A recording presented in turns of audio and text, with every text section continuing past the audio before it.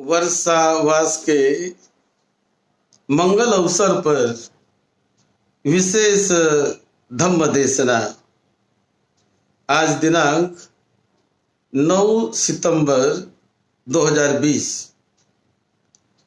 ये धम्म देशना हम मूल रूप में पाली त्रिपिटक, जहां तथागत भगवान बुद्ध की मूल वाणी, ओरिजिनल वाणी संग्रहित है, उन्हीं त्रिपिटक के ग्रंथों के आधार पर हम ये विशेष धम्म देशना देते हैं।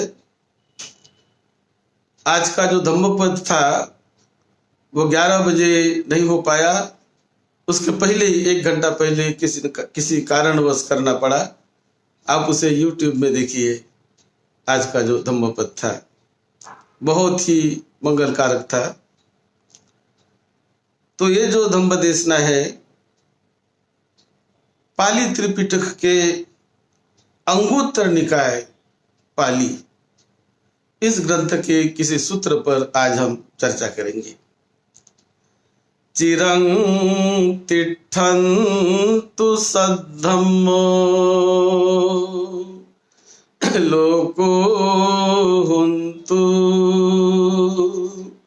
सुखी सदा। सद्धम्म इस पवित्र पावन धरती पर दीर्घ काल तक टिका रहे और लोगों को सुख दे, शांति दे, प्रसन्नता दे, उनकी बेचैनी अशांति दूर करे, उनका दुख दूर करे। सद्धम्म के रास्ते जो चलते हैं उनका दुख दूर होता है, अशांति दूर होती है और आनंदमय, सुखमय, शांत ऐसा उनका जीवन बड़ा मंगलदायक होता है। सद्धम्म बड़ा ही कल्याणकारक है, बड़ा ही मंगलकारी है। आज हम अंगुत्तर निकाय के एक बड़े महत्वपूर्ण सूत्र पर थोड़ी चर्चा करेंगे। इतना महान साइंस, महान विज्ञान तथागत भगवान बुद्ध ने इस मन के बारे में, चित्त के बारे में, पंचस्कंध के बारे में बहुत सूक्ष्म और महान विज्ञान तथागत बुद्ध ने बताया। शायद किसी ने बुद्ध की पूर्व ये बताया नहीं होगा। किसी ने मन का इतना सूक्ष्म विश्लेषण किया नहीं होगा। और यह भी विश्लेषण केवल ज्ञान के लिए ही नहीं, केवल जानने के लिए ही नहीं, तो ये तो परम सुख शांति के लिए, सभी प्रकार के दुखों से मुक्ति पाने के लिए और आनंद, सुख शांति को बढ़ाने के लिए तथागत बुद्ध का ये वैज्ञानिक बड़ा महत्वपूर्ण विश्लेषण है। अंगुत्तर निकाय का निब्बेधिक जो सूत्र है, इस सूत्र में पंचस्कंद के बारे में बड़ा साइंटिफिक, वैज्ञानिक विश्लेषण तथागत बुद्ध ने किया है। बुद्ध कहते हैं निब्बेधिक पर्याय वो धम्म पर्यायं देशे सामी तंग सुनाथ साधु कंग मनसी करो तो भाषिष्यामि। तो मैं कैसे दुख को नष्ट किया जा सकता है, कैसे उसका निर्वेद किया जा सकता है, वो मैं बता रहा हूं, आप सुनिए। ऐसा बुद्ध भिक्खु संघ को बोल रहे, लोगों को बोल रहे हैं। और फिर बुद्ध कहते हैं कामा भिक्खवे वेदितब्बा कामानंग निदान संभवो वेदितब्बो कामानंग विमत्तता वेदितब्बो कामानंग विपाको वेदितब्बो। काम तृष्णा चित्त में कैसी निर्माण होती है, उसकी निर्मित कैसी, वो कैसे बनी रहती है, क्यों निर्माण होती है, उसके बारे में तथागत बुद्ध ने बड़ा वैज्ञानिक संशोधन किया और बताया। वेदना यानी संवेदना कैसी निर्माण होती है। बुद्ध कहते हैं वेदना भिक्खवे वेदितव्या वेदनानं निदान संभव वेदितव्यो वेदनानं वेमत्तता वेदितव्या वेदनानं विपाको वेदितव्यो वेदना निरोधो वेदितव्यो वेदना निरोधगामिनी पटिपदा वेदितव्या। यानी जो संवेदना हर एक व्यक्ति के शरीर में ये संवेदनाएं निर्माण होती है। कुछ लोग अभ्यास करने वाले जानते हैं उसे, उसका साक्षात्कार करते हैं।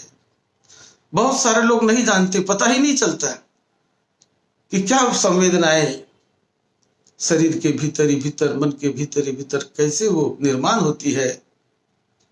बहुत लोगों को पता नहीं चलता है, लेकिन बहुत लोग उसे जानते भी है।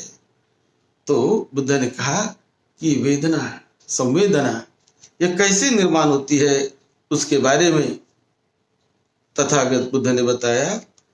वेदना का निर्माण कैसे होता है, वेदना यानी संवेदना, उसका विपाक कैसे होता है संवेदनाओं का। ये बहुत बड़ा लंबा सूत्र है, लेकिन मैं शॉर्ट में बताने का प्रयास करूंगा।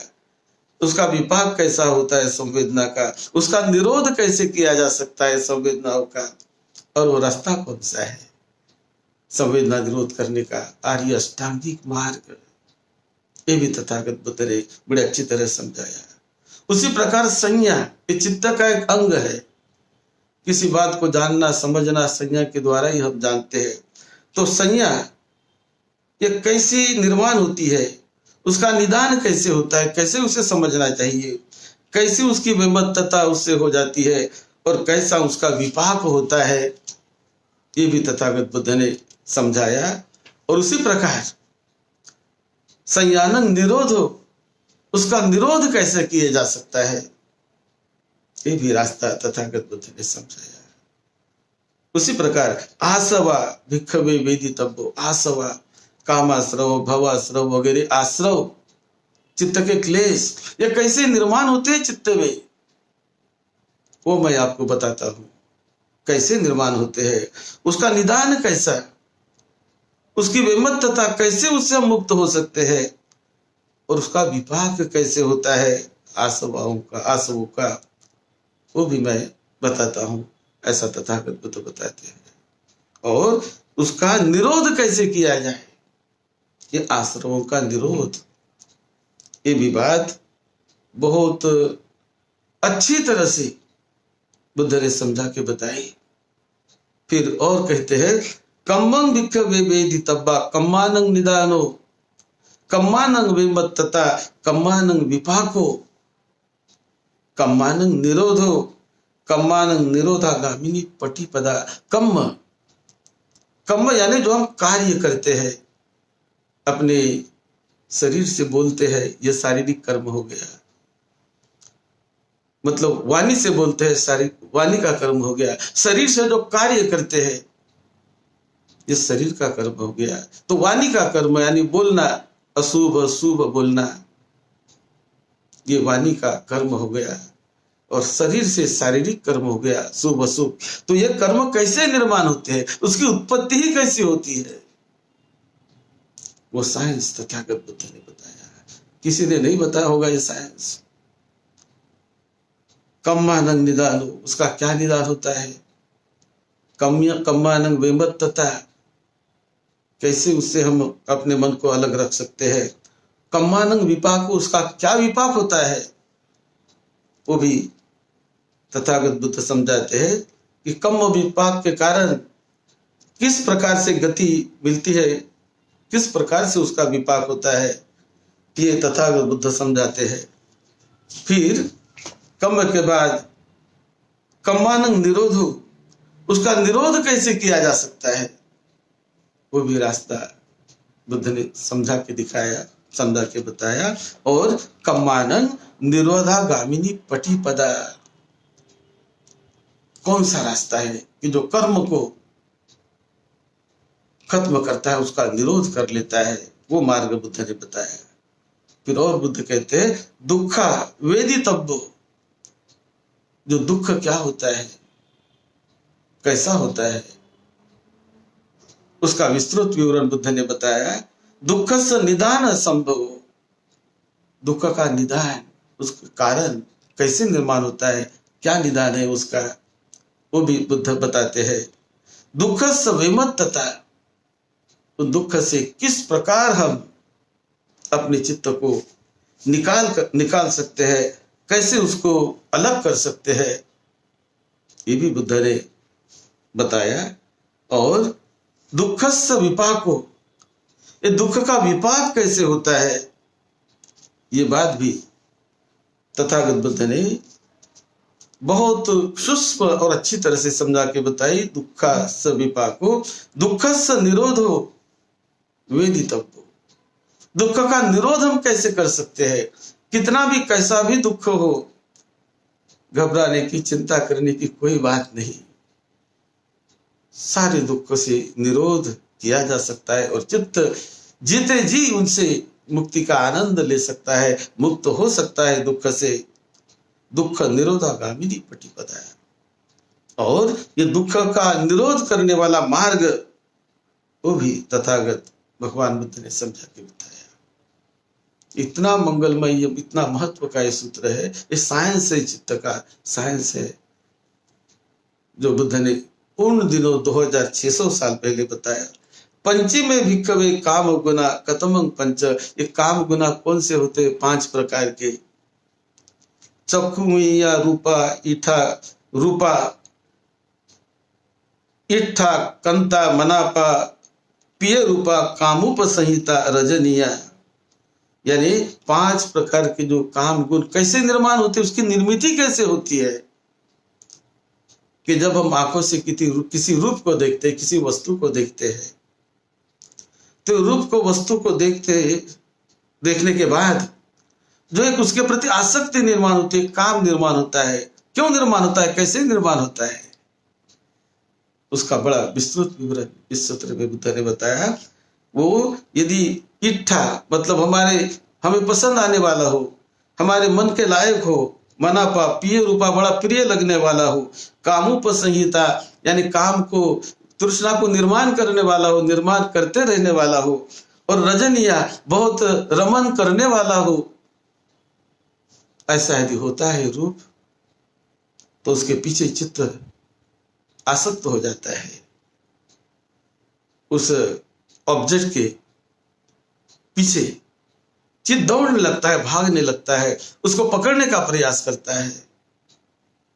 उसी प्रकार सोत विया शब्द, कान से यदि कोई शब्द हम सुनते हैं अच्छा या बुरा, तो कोई इट्ठा कंता मनापा रूपा सद्दा कामुप संहिता ऐसा कोई हो शब्द, तो हमारे चित्त को वो शब्द बेचैन करता है। कभी यदि हमारे मन के लायक न हो, मन के विरुद्ध हो, हमारे भावना के विरुद्ध हो, तो हमें बेचैन करता है, अशांत करता है, दुखी करता है, और भी वो वहां हमें परेशान करने का, व्याकुल बेचैन करने का प्रयास करता है, ये कान से आने वाला शब्द। उसी प्रकार घान भी या गंधा, हम नासिका से जो गंध लेते हैं, सुगंध या दुर्गंध, तो वो भी यदि इच्छा कंता मनापा यानी वो इच्छित हो, बड़ी अच्छी हो, हमें प्रिय लगने वाली हो, तो अच्छी लगती है, फिर कामना निर्माण होती है, और वो प्रिय हो, रजनीय हो, यानी बहुत उसमें रमन करने लायक हो, तो उसी में चित्त रमन करने लग जाता है। उसी प्रकार जिह्वा से रसा, जिह्वा मीये या रसा, जिह्वा से यानी अपने जिह्वा से जो किसी रस को हम चखते हैं, और यह रस यदि बड़ा हमें प्रिय लगने लगा, बड़ा मीठा लगने लगा, बड़ा स्वाद लगने लगा, उसमें बहुत आनंद देने वाला लगने लगा, बहुत मन को पसंद आने वाला लगने लगा, बड़ा रजनीय रमणीय लगने लगा, तो चित्त उसमें फंसते रहता है, और फिर उसको पाने के लिए चित्त लालायित होता है। उसी प्रकार काय वेये या फुट्टब्बा, काया से स्पर्श, तो स्पर्श कैसा काया से होता है, और किस प्रकार चित्त उसमें गूंथते जाता है, डूबते जाता है, वो भी तथागत भगवान बुद्ध ने बड़े अच्छी तरह से समझा के बताया। वेदना भिक्षवे वेदितव्या वेदनानं निदानं संभवो वेदितव्यो वेदनानं विमत्तता वेदितव्या। फिर वेदना का और भी विस्तृत विवरण तथागत बुद्ध ने किया। वेदना यानी संवेदना, वो कैसी होती है, क्या होती है। तिस्सो इमा भिक्षवे वेदना, 3 प्रकार की संवेदनाएं होती है मूल रूप से। वो होती है सुखा संवेदना, यानी सुख देने वाली, हमारे शरीर में जागने वाली संवेदना जो सुख निर्माण करती है, उसे कहते हैं सुखा वेदना। फिर दूसरा है दुखा वेदना, जो हमारे शरीर में जाग कर वो संवेदनाएं हमें बेचैन करती है, दुखी करती है, व्याकुल बनाती है, तो उसे कहते हैं दुखा वेदना। ये दूसरे प्रकार की। तीसरे प्रकार की वेदना अदुखम असुखा वेदना, यानी शरीर में संवेदना तो होती है लेकिन वो सुख भी नहीं देती और वो दुख भी नहीं देती, हमें बेचैन भी नहीं करती, चलते रहती है। उसे कहते हैं न्यूट्रल फीलिंग। तो ऐसी फीलिंग यानी जो संवेदना वेदना 3 प्रकार की होती है। उसका क्या निदान है, क्यों वेदना निर्माण होती है शरीर में, क्यों निर्माण होती है, ये तथागत बुद्ध ने और भी समझाया। कतमा वेदना निदान संभवो, क्या है उसका निदान, क्या है उसका कारण। बुद्ध कहते हैं फस्सो वेदनानं निदानं संभवो। फस्स यानी स्पर्श, कांटेक्ट, टच। जब कांटेक्ट होता है हमारे आंखों से किसी रूप का, तो स्पर्श निर्माण हो गया, उस रूप के साथ, वस्तु के साथ आंखों का स्पर्श निर्माण हो गया, तो संवेदना जागने लगी, संवेदना जागेगी। इसी प्रकार स्पर्श निर्माण हुआ शब्दों से स्पर्श होता है हमारे इंद्रिय का, यानी जो कर्ण इंद्रिय, इस कान से हम सुनते हैं, तो कर्ण से, कानों से शब्द का स्पर्श होने लगा, चित्त ने पहचान लिया और संवेदनाएं सुखद या दुखद जागने लगती है। उसी प्रकार फस्सो स्पर्श होता है, शरीर को स्पर्श होता है, स्पर्श वे वस्तु का, तो जीवा को स्पर्श होता है कोई रस का, खाद्य भोज्य वस्तु का, और जो स्पर्श जैसा हुआ उसी प्रकार वेदनाएं, संवेदनाएं स्पर्श के कारण जागने लगती है। स्पर्श नहीं हुआ तो संवेदना नहीं जगेगी। ये तथागत भगवान बुद्ध ने बहुत अच्छी तरह से बड़े विस्तार से समझा के बताया इस सूत्र में। अत्थि भिक्खवे सामिसा सुखा वेदना, अत्थि निरामिसा सुखा वेदना, अत्थि सामिसा दुखा वेदना, अत्थि निरामिसा दुखा वेदना। और भी वेदना के 5 प्रकार बुद्ध बताते हैं कि सामिस, निरामिस, यानी कुछ विकारों के साथ निर्माण होने वाली वेदना, कुछ संस्कारों के साथ निर्माण होने वाली वेदना, कुछ अच्छे संस्कारों के साथ उसे निरामिस कहते हैं, बुरे संस्कारों के साथ जो वेदना निर्माण होती है उसे सामिस कहते हैं। तो इस प्रकार 5 प्रकार की वेदनाओं का और बुद्ध ने विश्लेषण किया। वेदना यानी संवेदनाओं का, फीलिंग जिसे हम कहते हैं। तो फीलिंग अपने आप नहीं होती, उसके बहुत डीप में जाकर बुद्ध ने उसे खोज निकाला और वो रास्ता बुद्ध ने बताया। अत्थि सामिसा अदुखम सुखा वेदना।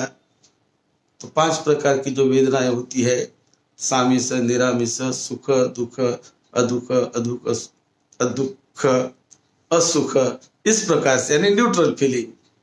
तो ये भी बुद्ध बताते हैं। कतमो वेदनानंग विपाको, उसका विपाक क्या होता है, कैसा होता है विपाक। यंको वेदीयमानो तज्ज तज्ज अत्तभावं अभिनिबद्धतेति पुण्यं भाग्यं वा अपुण्यं भाग्यं वा अयं वेदनानंग विपाको।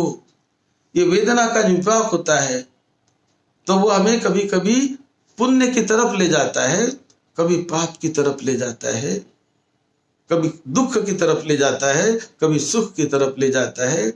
तो इस प्रकार उसका विपाक हर एक व्यक्ति को जो शुष्क ऐसा अभ्यास करता है उसे समझ में आने लगता है। ये तथागत बुद्ध ने बताया। कतमोच वेदना निरोधो। अब जो भी वेदना शरीर में जगती है उसे कैसे निरुद्ध करेंगे, कैसे उसे नष्ट करेंगे, वो भी रास्ता बुद्ध बताते हैं।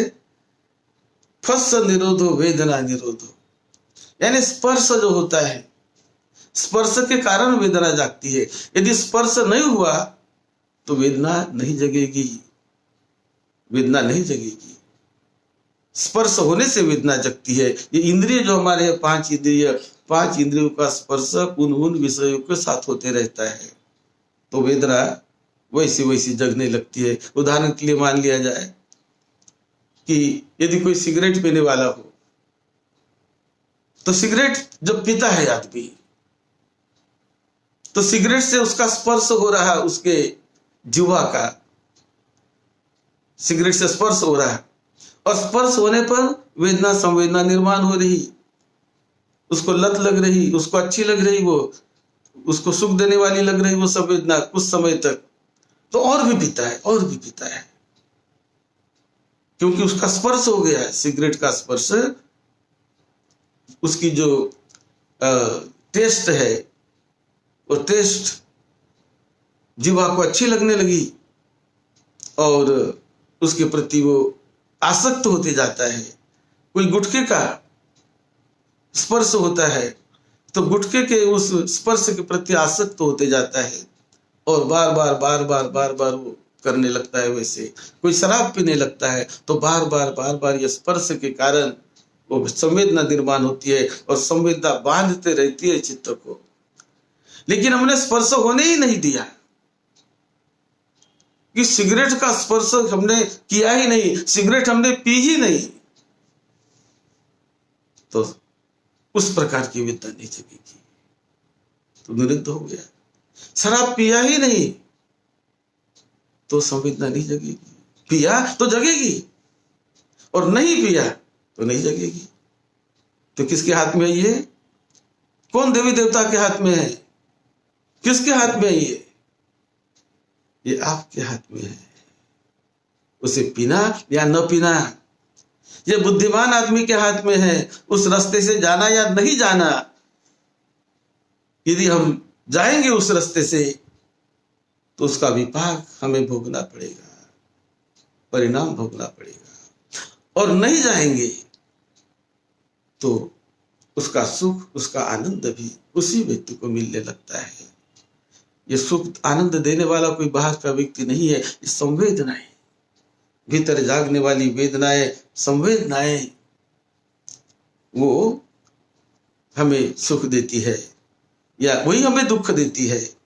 कतमाच वेदना निरोधो फस्स निरोधो वेदना निरोधा अयमेव अरिय अठंगिको मग्गो वेदना निरोधो पटिपदा। तो वेदना का निरोध करने वाला, वेदना को उत्पन्न होने से ही रोकने वाला और उत्पन्न भी हुई फिर भी उसे रोकने वाला कोई है तो वो है अरिय अठंगिकमग्गो, अरिय अठंगिकमग्गो।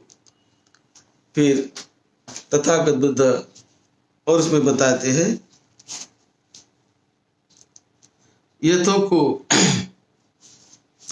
अर्य सावको एवं वेदनं पजानाति वेदनानं निदानं संभवं पजानाति वेदनानं विमत्तं पजानाति विपाकं पजानाति निरोधं पजानाति। यानी ये सारे वेदना के स्कंध को वो देखता है। कैसे देखता है वो रास्ता तथागत भगवान बुद्ध ने बहुत ही अच्छी तरह से समझा के बताया। और कतमो भिक्खवे आसवानं निदान संभवो, आश्रव इसका क्या निदान है? अविद्या भिक्खवे आसवानं निदान संभवो, अविद्या के कारण, अज्ञान के कारण, यानी वास्तविकता न जानने के कारण ये सारा चक्र चलते रहता है।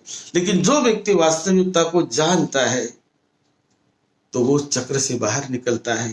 कतमाच भिक्खवे आसवानं विमत्तता, जो आश्रव निर्माण होते हैं शरीर में, कामाश्रव भवाश्रव, वो कहाँ ले जाते हैं?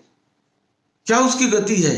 तो बुद्ध कहते अति भिक्खवे आसवा निरय गामिनिया, ऐसे आश्रव कुछ चित्त में निर्माण होते हैं कि जो हमें दुर्गति में ले जाने वाले होते हैं, उसको कहते हैं निरय गामिनिया।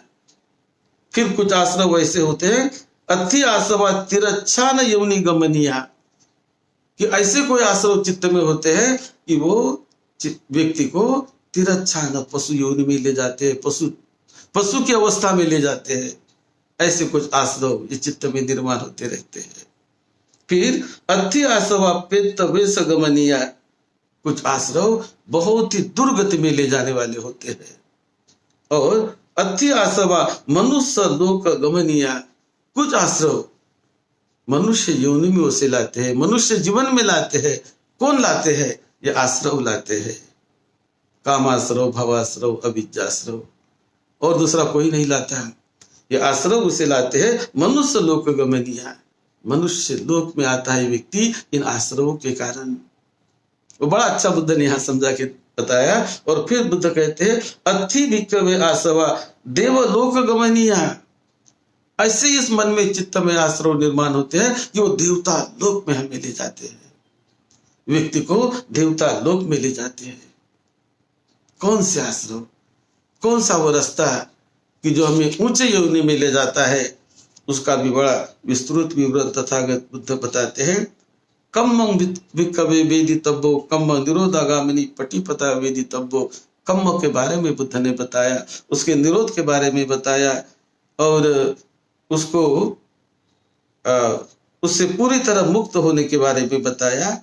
कतमोच भिक्खवे कम्मानं निदान संभवो फस्सो भिक्खवे कम्मानं निदान संभवो, स्पर्श भी जो होते हैं कर्म के कारण, स्पर्श के कारण जो स्पर्श हो गया, तो स्पर्श होने के बाद व्यक्ति अच्छे बुरे कार्य करने लगता है। और यदि उससे मुक्त होना है, कतमाच भिक्खवे कम्मानं विमत्तता, कम्म कहाँ ले जाते हैं हमें? हम जो शरीर वाणी मन से जो कार्य करते हैं वो कहाँ ले जाते हैं? कौन ले जाने वाला होता है? कर्म का परिणाम, उसका विपाक ले जाने वाला होता है। वो कभी हमें निरय योनि में ले जाने वाला होता है, यानी दुर्गति की योनि में, कर्म का विपाक। फिर कभी वो हमें पशु योनि में ले जाने वाला होता है, तिरच्छा योनि में ले जाने वाला वो विपाक, कर्म का विपाक, यानी कर्म हमें ले जाते हैं वहां पर। उसी प्रकार कभी पेत विषय यानी बड़ी दुर्गति के योनि में वो ले जाते हैं, तो कभी मनुष्य लोक में भी लाते हैं। तो इस प्रकार से कौन से कर्म जो हमें मनुष्य लोक में लाते हैं, उसका बड़ा विस्तृत विवरण तथागत बुद्ध बताते हैं। तो कभी वही कर्म हमारे देव योनि में हमको ले जाते हैं, अति कम्मं देवलोक वेदनीयम, यानी ऐसे कार्य शरीर के, ऐसे कार्य वाणी के, ऐसे कार्य चित्त के कि जो हमें देवता लोक में, ऊंचे लोक में हमारा गमन करते हैं चित्त का, और दूसरा कोई गमन करने वाला नहीं है। ये कितना सूक्ष्म और कितना महान साइंस तथागत बुद्ध कहते हैं। कतमोच भिक्खवे दुख से निदान संभव हो, क्या है दुख का निदान? तन्ना भिक्खवे दुख से निदान संभव हो, तृष्णा, आसक्ति, अटैचमेंट, क्लिंगिंग, ये जो है ये दुख को निर्माण करने वाली होती है। और कैसे उससे निकला जाए? कतम भिक्खवे दुख से विपाको, उस तृष्णा से कैसे निकला जाए, वो भी रास्ता तथागत बुद्ध ने बहुत अच्छी तरह से समझा के दिखाया है, बताया है कैसे तृष्णा का निरोध किया जाता है, और कौन निरोध करता है, कैसे निरोध होता है, ये भी यहाँ बहुत ही अच्छी तरह से समझा के बताया। कतमाच भिक्खवे दुख निरोधो, दुख का निरोध कैसे हो? तन्ना निरोधा भिक्खवे दुख निरोधो, तृष्णा का निरोध हो गया, तृष्णा को खत्म कर दिया, तृष्णा पर विजय पा ली, तो उसने दुख से मुक्ति पा ली। और जो तृष्णा के पीछे, अतिरेकी तृष्णा के पीछे दौड़ते रह गया, तो वो दुख के जाल में फंसते जाता है, और उसी में ही उसकी गति उसे मिलते रहती है। तो गति दुर्गति कैसी होती है, कौन कराता है गति दुर्गति? ये तथागत बुद्ध यहाँ बड़े वैज्ञानिक ढंग से बताते हैं कि ये गति दुर्गति दूसरा कोई नहीं कराता, ये हमारे अपने कर्म। और कर्म कौन करते हैं?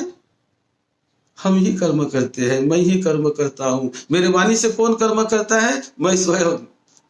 मेरे शरीर से कौन कर्म करता है? मैं स्वयं। आप आपके वाणी से आप कर्म करते हैं, आपके शरीर से आप कर्म करते हैं, अच्छा भी बुरा भी आप ही करते हैं, कोई दूसरा नहीं कराने वाला। आपके शरीर से कौन बुरा कर्म कराएगा? आप ही कराएंगे।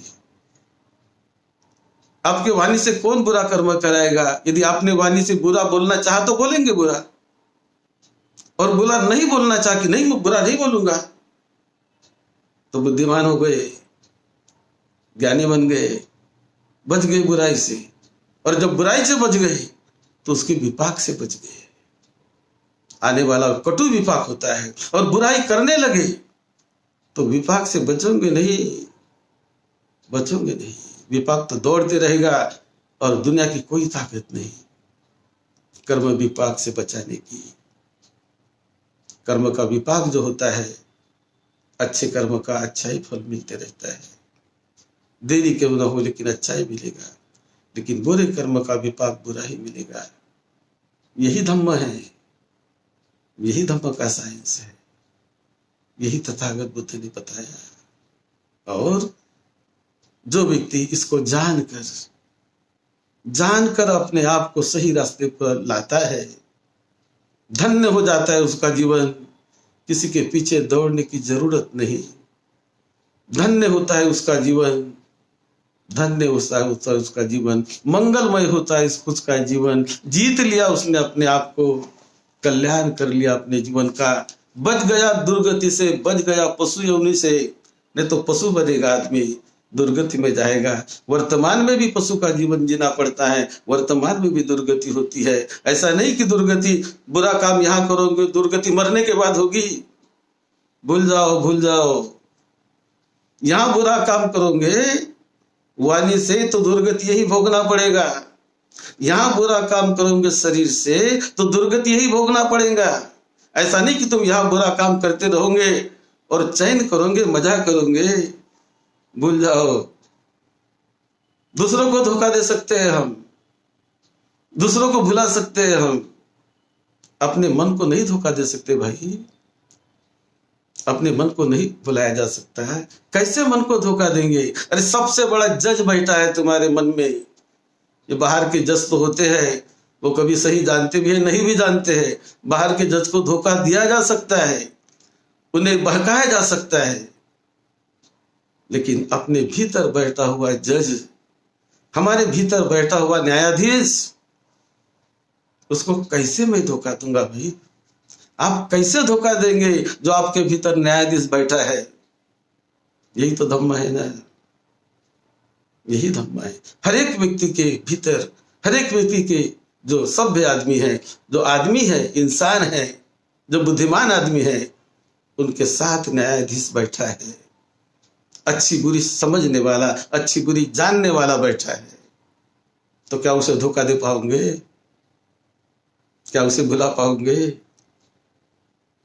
मैं यदि चोरी करता हूं तो कोई जाने या न जाने, मेरा मन तो जानता है ना। मैं यदि गाली देता हूं, अब किसी ने गाली सुनी या नहीं सुनी, लेकिन मैं जब मेरे वाणी से गाली देता हूं तो मेरा मन तो जानता है ना, कह रही तू तो गाली दे रहा है, ये तो अकुशल कर्म है ना गाली देना।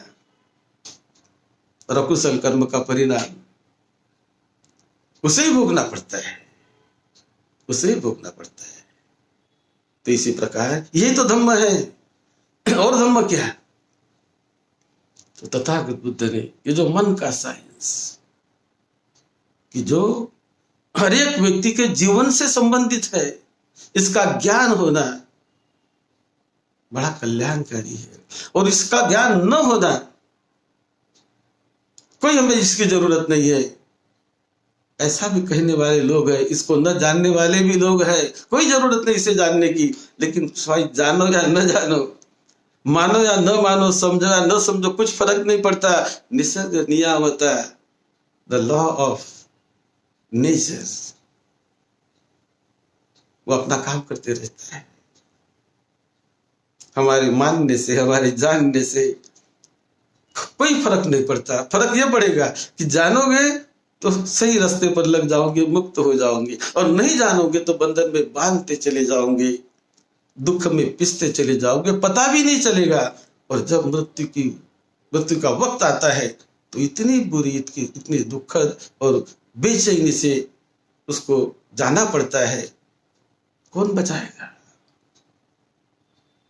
वो बचाने की शक्ति होती है सद्धर्म में। सद्धर्म कुशल कार्य यदि हमारे साथ रहे, कुशल कर्म हमारे साथ रहे, लोगों का कल्याण करने वाले कर्म, लोगों को सुख शांति देने वाले कर्म, मंगल मैत्री के कर्म। इसलिए तो तथागत बुद्ध ने मंगल मैत्री सिखाई। वे हमेशा मंगल मैत्री करना सीखो, हर अवस्था में मंगल मैत्री से रहना सीखो, तो आपका उद्धार हो गया, कल्याण हो गया आपका। दुनिया की कोई ताकत फिर आपको दुर्गति में नहीं ले जा सकती। कोई नहीं ले जा सकता है यदि आप मंगल मैत्री से रहना सीखोगे, कुशल कार्य करना सीखोगे, कुशल कार्य पर दृढ़ कॉन्फिडेंस रखकर, दृढ़ श्रद्धा रखकर उससे चलते रहोगे तो धन्य हो गया जीवन। भवसागर के पार निकलने की शक्ति होती है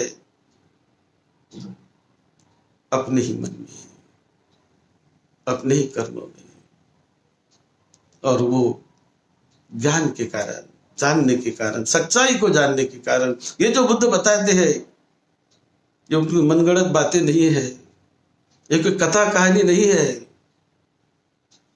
ये तो सच्चाई है। इसे कोई असत्य भी नहीं कर सकता है। सत्य को कैसे असत्य करेंगे भाई? कैसे असत्य को? क्या ताकत है असत्य करने की?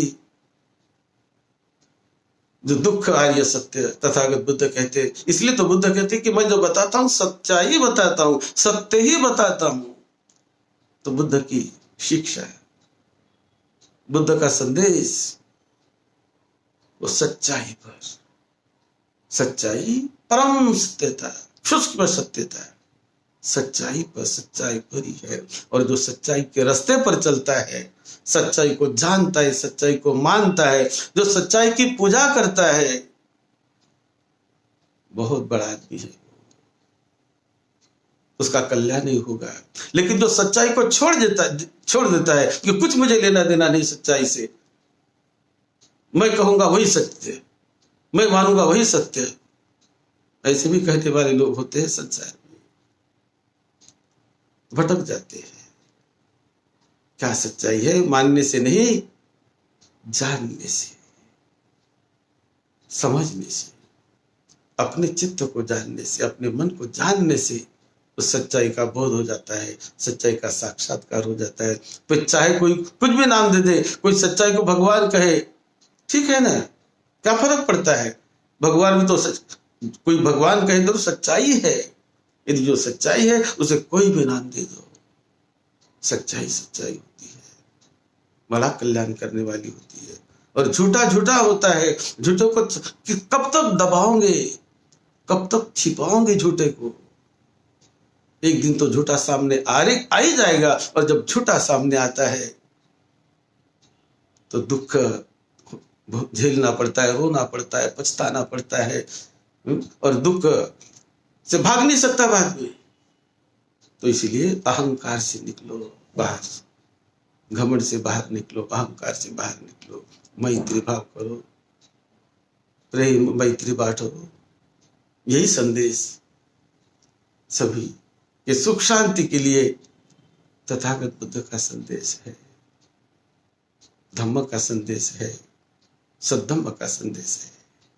आप सबका मंगल हो, सबको निरोगत्व मिले, सबको सुखी शांत जीवन मिले। यही हृदय से हम मंगल मैत्री आप सभी के लिए करते हैं। आप सबका मंगल हो, आपके परिवार के लड़के बच्चों का मंगल हो, सबको सुख शांति मिले।